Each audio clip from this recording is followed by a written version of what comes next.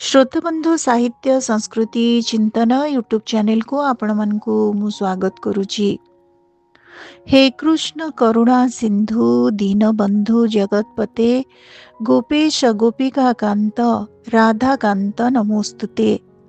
तप्त कांचन गौरांगी राधे वृंदावनेश्वरी वृषभानु सुते देवी प्रणमामि हरिप्रिये। ओम क्लीं कृष्णाय गोविंदाय गोपीजनवल्लभाय राधा कृष्णाय ते नमो नमः। श्रोतबंधु पवित्र दोल पूर्णिमार आपण मानकु अनेक अनेक शुभेच्छा और अभिनंदन जणै आज एक सुंदर नाटक आपण मानक उद्देश्य रे मु उपस्थापन करूची। कृष्ण लीलात्मक नाटक बसंत विलास, जार रचयिता नाट्यकार श्री गोलोक चंद्र महांती। तेबे नाटक संपर्क रे आपण मानकु किछि सूचना निश्चय देबी। 1984 मसीह प्रकाशित एही नाटक को रचना करिवा पई तत्कालीन अप्रतिद्वंदी नाट्यरथी कविचंद्र कालीचरण पट्टनायक नाट्यकार श्री महांती को प्रोत्साहित करथिले। से कहिथिले, गोलोक तमे रसराज कृष्णचंद्रଙ୍କ लीला उपरे रासलीला लेखंत नाही।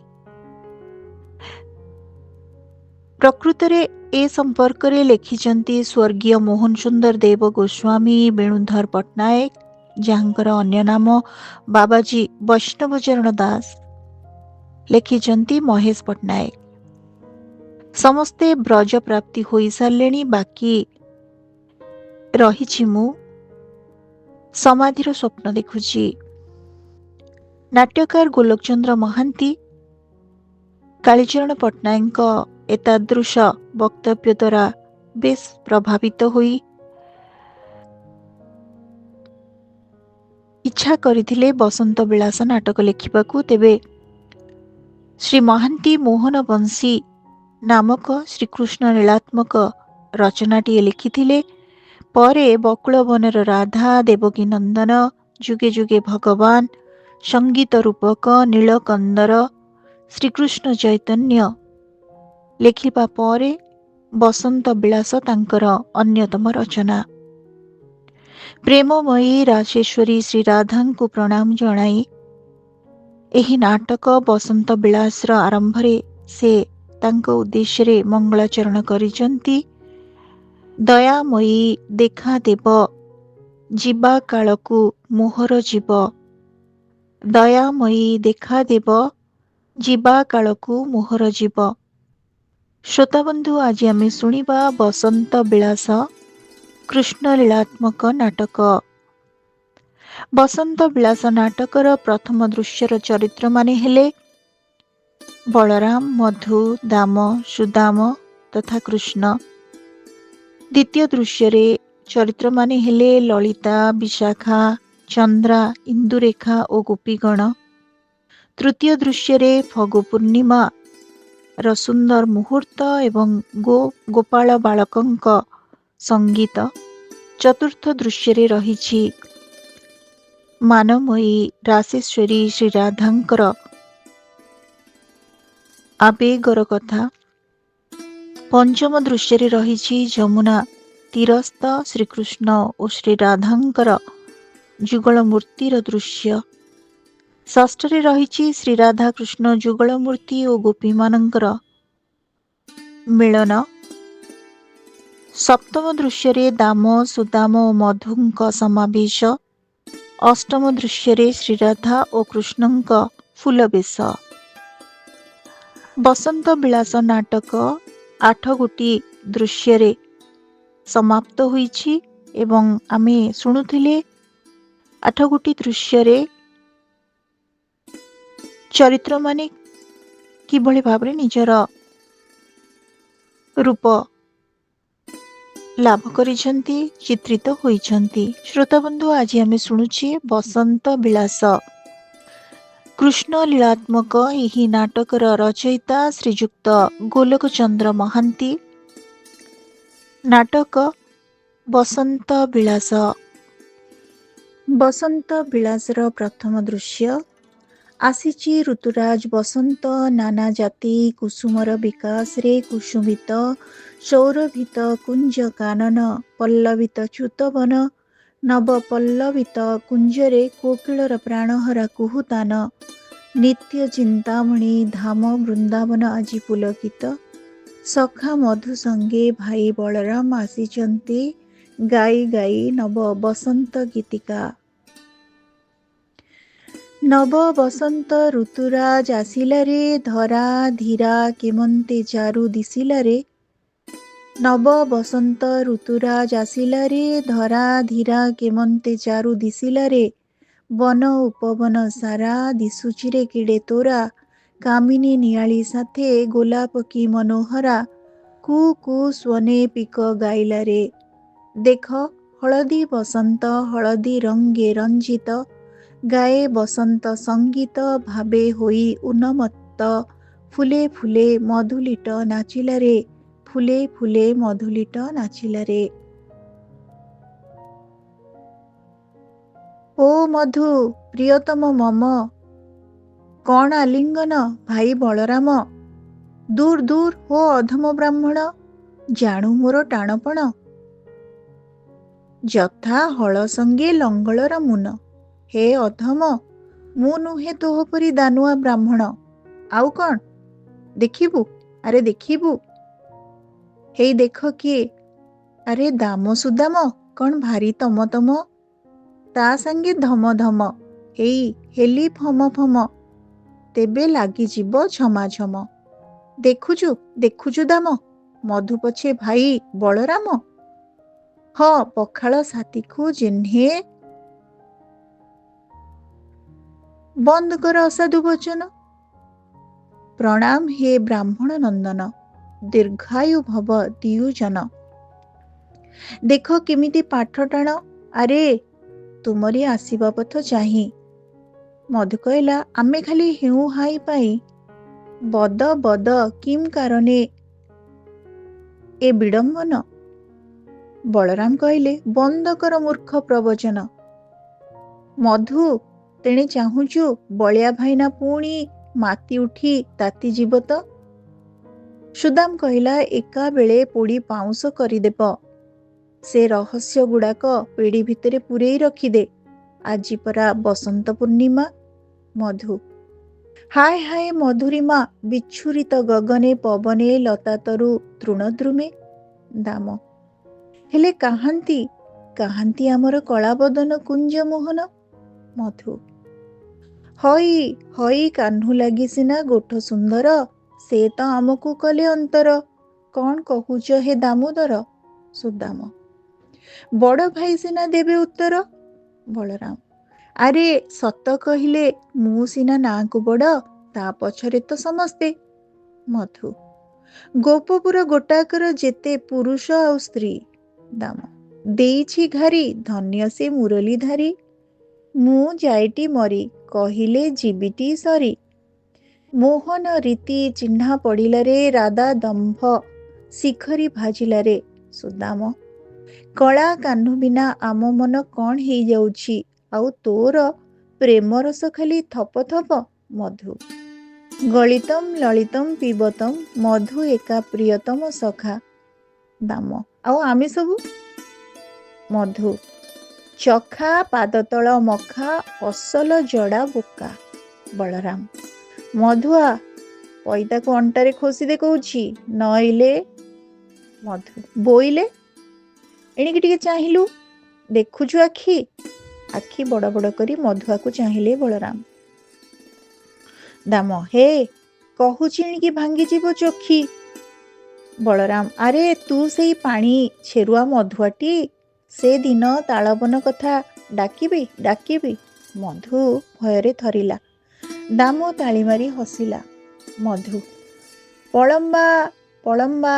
ସୁଦାମ, ସତେ ବଳରାମ ଭାଇ, ସେଦିନ ଆମ କାଳଜାଣ ପୁରୀ ଆସିଲା ନା।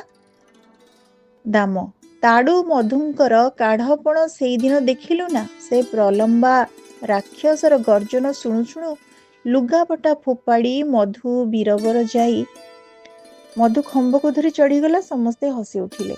ସୁଦାମ, ଆରେ ବଳରାମ ଭାଇର ଯୋଉ ବୃଷାଳ ରୂପ, ଘମାଘୋଟ ନଢ଼େଇ ହେଲେ ବୁଲେଇ ବୁଲେଇ ପିଟି ଦେଲେ, ସେତିକିରେ ପ୍ରଲମ୍ବା ମଧୁ, ହଁ ତାପର ହେଇ ବାଜିଲା ଅନ୍ତରାଳରୁ ବଂଶୀଧ୍ୱନି। ମନ ମଜିଲା, ଚିତ୍ତ ହଜିଲା, ମନେ ପଡ଼ିଲା ମୁହାଁମୁହିଁ କିଶୋର ଚନ୍ଦ୍ରମାଙ୍କର ମୋର ଆଜ ଯମୁନା ତୀରେ ହୋଇଗଲା ଗୋ। ମୁହାଁମୁହିଁ କିଶୋର ଚନ୍ଦ୍ରମାଙ୍କର ମୋର ଆଜ ଯମୁନା ତୀରେ ହୋଇଗଲା ଗୋ। ହେଇ ହେଇ ଶୁଣୁଛ ମଧୁ? ଆଃ କି ସୁନ୍ଦର। ମଧୁ, ଯଥା ଲଙ୍କା ଲବଣ ମିଶ୍ରିତ ସର୍ଷପ ତୈଳେ ବୋଳିତ ହାଣ୍ଡି ମଧ୍ୟେ ଭର୍ଭରିତ ଦର୍ଶନ ମାତ୍ରେ ଶ୍ରବିତ ପଖାଳ ସଙ୍ଗେ ଚାଟିତ ଆଃ।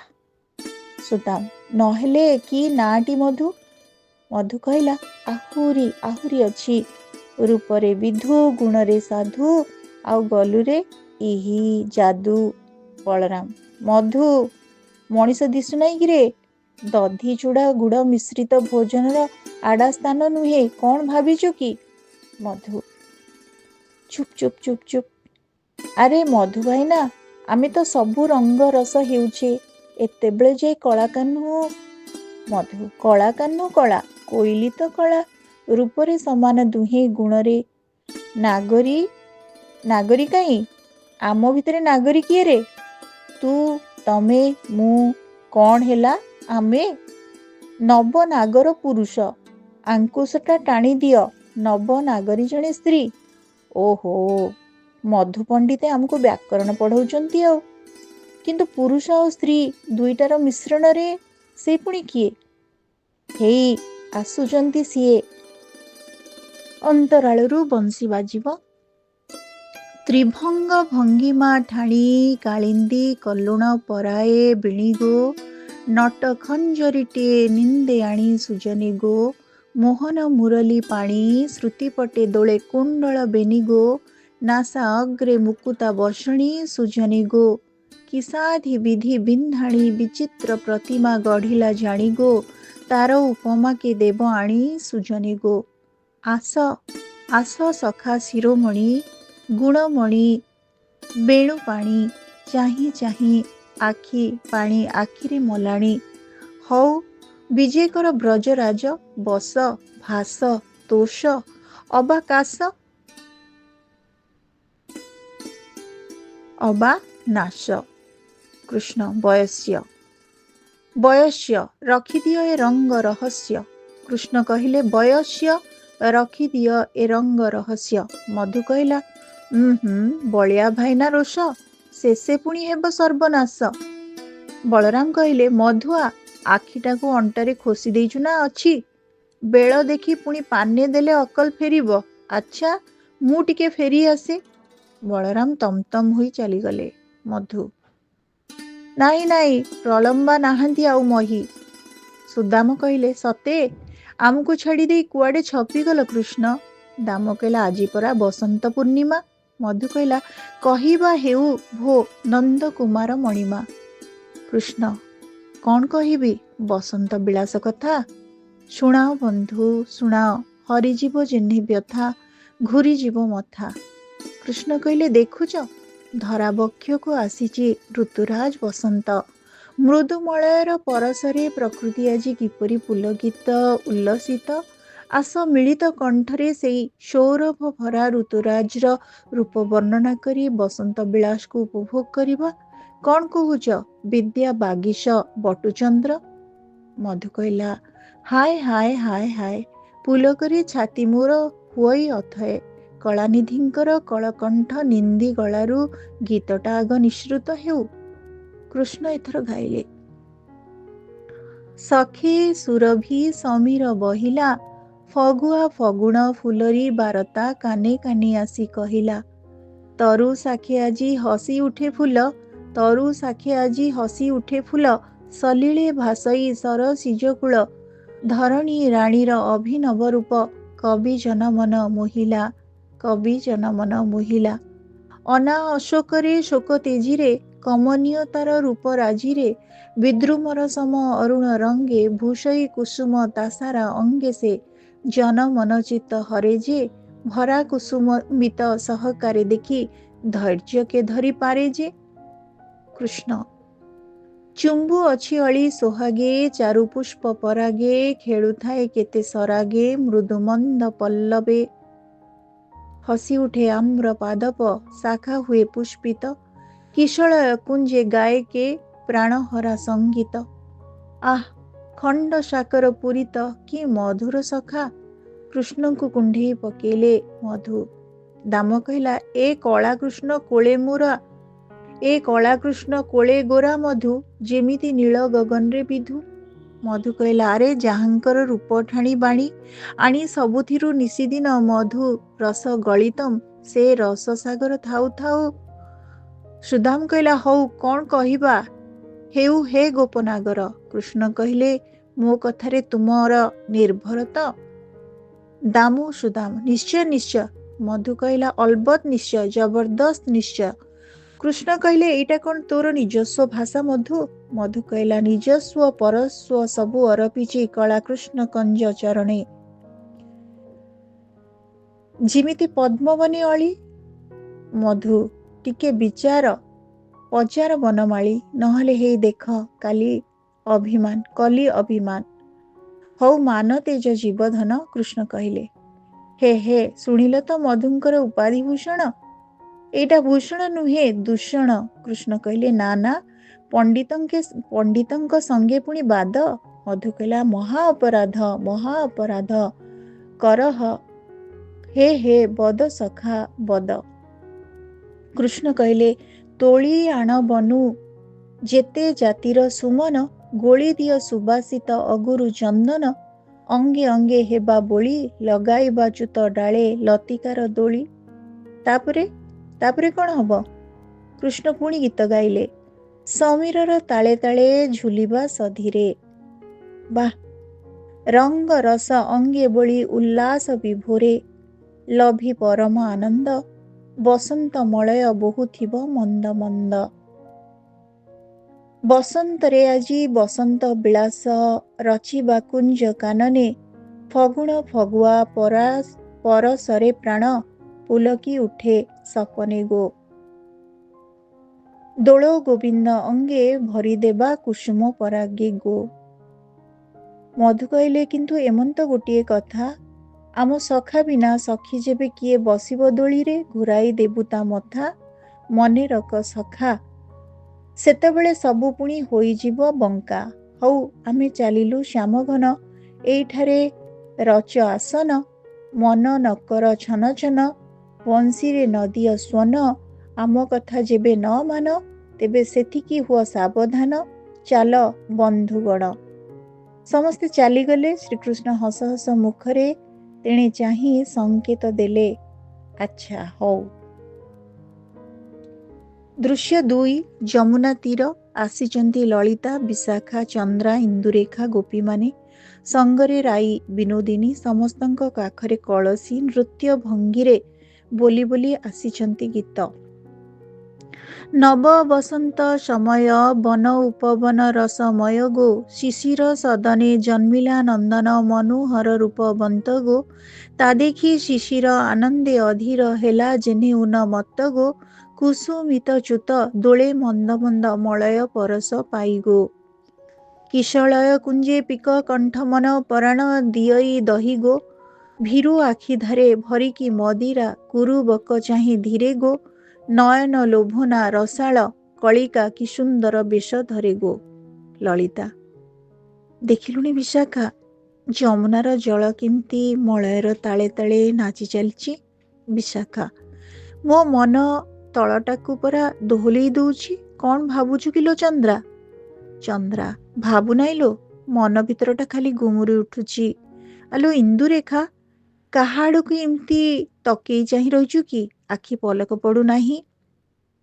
ଇନ୍ଦୁ ତମ କଥା ସବୁ ମୋ କାନରେ ପଶୁନି ମୁଁ ଥକ୍କା ମରି ଚାହିଁଛି ଆମ ସଖୀ ଶିରୋମଣି ଶ୍ରୀରାଧାଙ୍କ ବଦନ କମଳକୁ ସତେ ଯେମିତି ଶରଦ ଗଗନର ପୁନେଇ ଚାନ୍ଦ।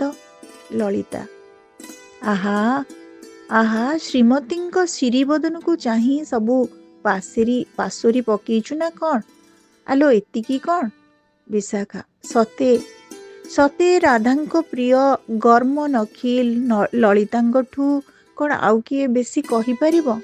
ଲଳିତା ସତେ ମ ଆମ ରସିକ ରାଜ କିଶୋରଚନ୍ଦ୍ର ଦିନେ ରାଇ କିଶୋରୀଙ୍କ ରୂପ ଠାଣି ଗୋଟି ଗୋଟି କରି ବୃନ୍ଦା ସହିକୁ ପଚାରୁଥାନ୍ତି। ଇନ୍ଦୁ କହିଲେ ଆଉ ତୁ ନିଶ୍ଚୟ ଆଡ଼ଲୁଚା ଦେଇ ଖଞ୍ଜେ ଶୁଣିଥିବୁ, ଟିକେ ଆମକୁ ଶୁଣଉନୁ। ରାଧା ଶୁଣାଲୋ ଶୁଣା ବଉଳ କଷି ଛୋପରି କଥାକୁ ଶୁଣୁଥା ବସି। ଲଳିତା ଲାଜ ଲାଗିଲା କି ଯାଉଛ ଖସି। ରାଧା ରାଣ ପକଉଛି ଆସିବି ଫେରି। ଇନ୍ଦୁ ଓ ତେଣେ ମୁରଲୀଧାରୀ ହଁ ରାଇ ସୁନ୍ଦରୀ ନ ଆସିଲେ ଆମେ ଯିବୁଟି ଫେରି। ଲଳିତା ଦେଖିବ ଠିକଣା ବେଳକୁ ସେ ଆସିଯିବେ। ହଉ ବସ ଶୁଣ। କେଶର କୁଞ୍ଜ ସେଜରେ ବ୍ରଜେନ୍ଦ୍ର ବୃନ୍ଦାଙ୍କୁ ପୁଛନ୍ତି ଧୀରେ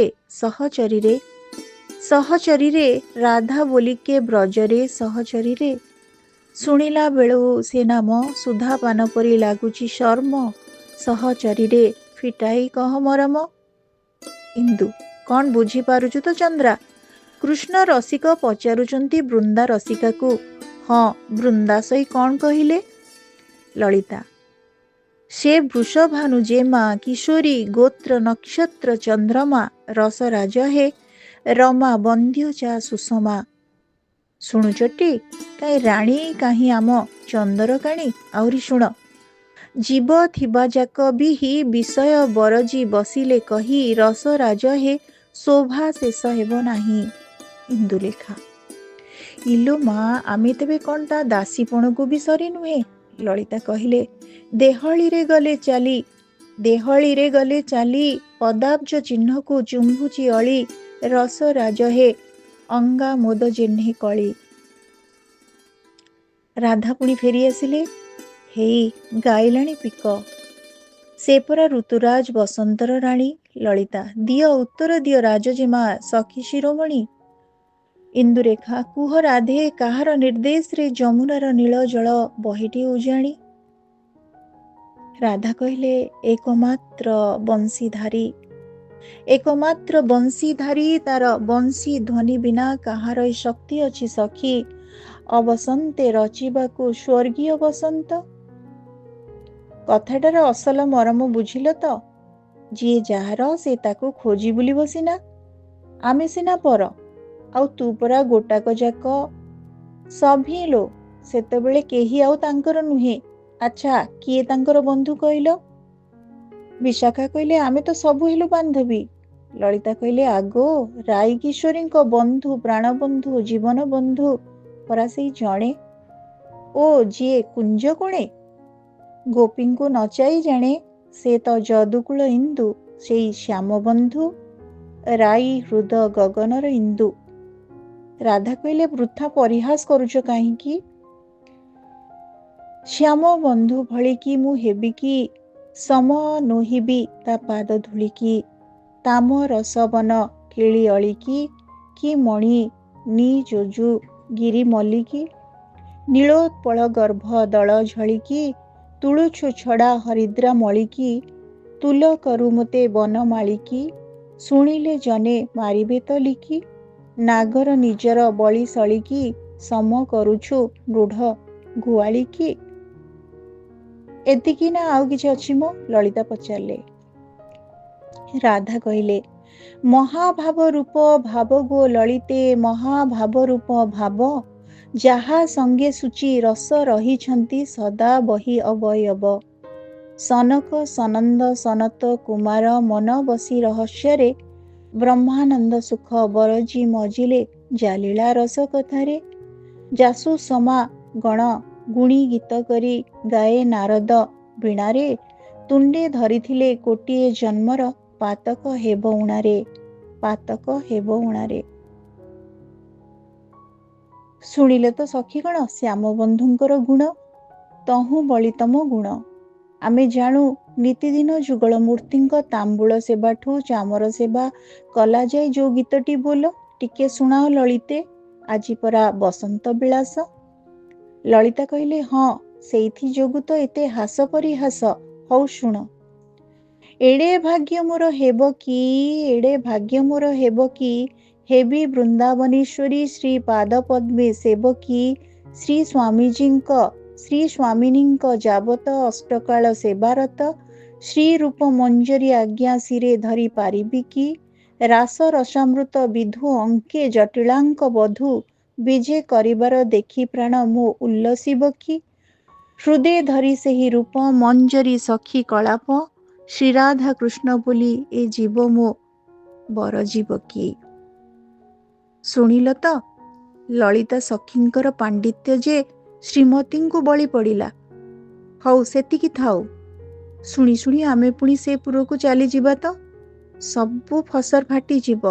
ଆସ ସମସ୍ତେ ବଣ ଭିତରକୁ ଜାତି ଜାତି ମହକ ଭରା କୁସୁମ ତୋଳି ଜେମାମଣିଙ୍କର ଗଭା ମଣ୍ଡି ଦେବା। ଲଳିତା କହିଲେ, ହେଲା ଯେ କି ଜାତିର ଫୁଲ ସବୁ ତୋଳିବ କହିଲ? ସଖୀମାନେ ଗାଇଲେ, ଚମ୍ପକ ବରଣୀ ଗୋରି, ଚମ୍ପକ ସୁମନେ ଦେବାଟି ଭରି ଗୋ, ରମା ବଳିଜା ସୁଷମା ଶିରି ସଜନୀ ଗୋ, କେତକୀ ନିନ୍ଦିଜା କାନ୍ତି, କୁରୁବକ ଯାଇ ଜୁଇ ମାଳତୀ ଗୋ, ଗଭା ମଣ୍ଡାଇବା ମାଳା ଗୁନ୍ଥି ସଜନୀ ଗୋ, ବ୍ରଜବାସୀଙ୍କ ନୟନ ସମ୍ପତ୍ତି ସେ ରାଇ ଧନୀ ରତନ ଗୋ, ତ୍ରିଭୁବନେ କେହେବ ତା ସମାନ ସଜନୀ ଗୋ।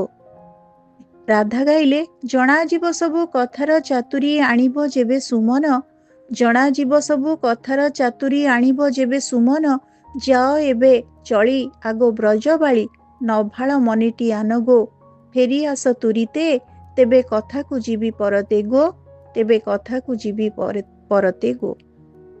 ଲଳିତା ଗାଇଲେ, ଜଣା ପଡ଼ିଲା ଗୋ ମନର ଗୁମର କଥା, ଦେଖିଲେ କାହିଁକି ଲାଜ ଘାରିଯାଏ ତଳକୁ ନୁଆଉ ମଥା, ପରାଣ କୁଞ୍ଜକୁ ବିଜେ କରିବେ କି ନଟ ଧୀଟ ଚିତ୍ତ ଚୋର, ବରଜ ନାଗର ବସନ୍ତ ବିଳାସ ରଚିବେ କି ତୋର ପୁର, ରଚିବେ କି ତୋର ପୁର।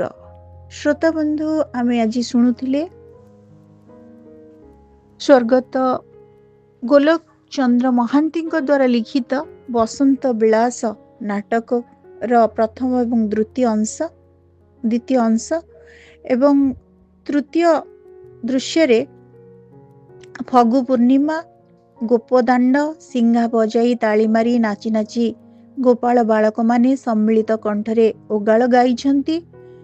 ଦୃଶ୍ୟ 4ରେ ପୁଷ୍ପ ବାଟିକାରେ ଶ୍ରୀରାଧା ଏବଂ ମୋହନ ବଂଶୀ ଯେତେବେଳେ ବାଜି ଉଠିଛି, ଶ୍ରୀରାଧା ଏଣେ ତେଣେ ଚାହିଁଛନ୍ତି, ଆତ୍ମହରା ହୋଇ ସବୁ ଦିଗକୁ ଚାହିଁ ଚାହିଁ ଆସିଛନ୍ତି ଏବଂ ରାଧା କହୁଛନ୍ତି, ନା ନା ମୁଁ ପାରିବିନି ତୁମର ରହସ୍ୟକୁ ମୁଁ ବୁଝିପାରିବିନି କୃଷ୍ଣ, ମୋ ଅବଳା ମୋତେ ଆଶ୍ରୟ ଦିଅ, ଚରଣ ତଳେ ଶରଣ ଦିଅ ହେ ନନ୍ଦ ନନ୍ଦନ, କାହିଁ କେହି ତ ନାହିଁ ମୁଁ କାହାକୁ ପଚାରୁଛି, ଏ ଯେ ସବୁ ଠିଆ ହୋଇଛନ୍ତି ଏ କ'ଣ ସମସ୍ତେ କୃଷ୍ଣ?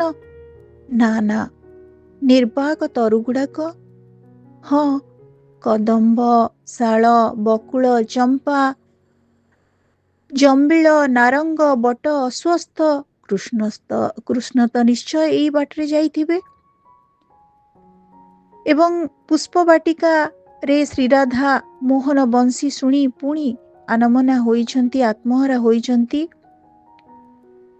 ଏବଂ ସେ ଦୃଶ୍ୟକୁ ଅତି ସୁନ୍ଦର ଭାବରେ ବର୍ଣ୍ଣନା ଦେଇଛନ୍ତି ନାଟ୍ୟକାର।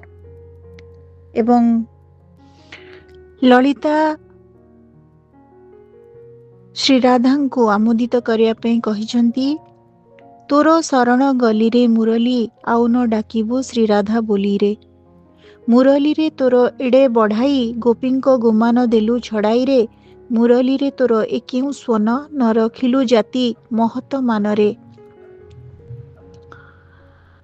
ଶ୍ରୋତାବନ୍ଧୁ, ଆମେ ଶୁଣୁଛେ ବସନ୍ତ ବିଳାସ ନାଟକ ଏବଂ ଶେଷ ଦୃଶ୍ୟରେ ଗୋପୀମାନେ ଏବଂ ସଖୀମାନେ ରାଧାକୃଷ୍ଣଙ୍କୁ ବେଶ କରିଛନ୍ତି, ପୁଷ୍ପରେ ସୁଶୋଭିତ କରିଛନ୍ତି।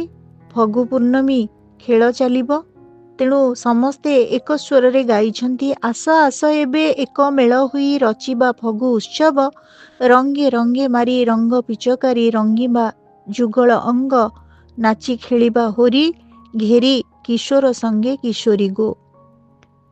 ଗୋପୀ ଓ ଗୋପାଳ ମାନେ ରଙ୍ଗ ପିଚକାରୀ ମାରିଛନ୍ତି।